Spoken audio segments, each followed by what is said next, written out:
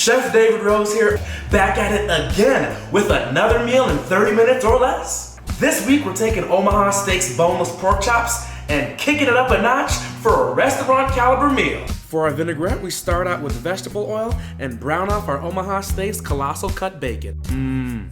Bacon.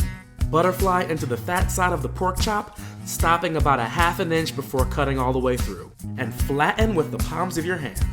Season generously with salt and pepper on both sides of the pork chop. For that crispy exterior, we have Italian breadcrumbs, Parmesan cheese, and chopped parsley. Mix until incorporated. Dredge pork chops on both sides with all-purpose flour, egg wash, and seasoned breadcrumb mixture.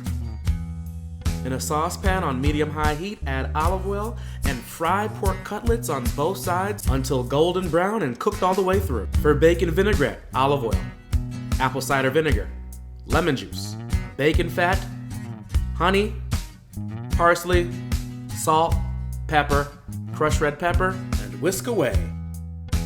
In a bowl, add arugula, cherry tomatoes, reserved bacon, lightly dressed with vinaigrette, salt, pepper, and toss. Let's plate it up. Fried pork chop, arugula salad, make it look pretty, and then shave ribbons of Parmesan.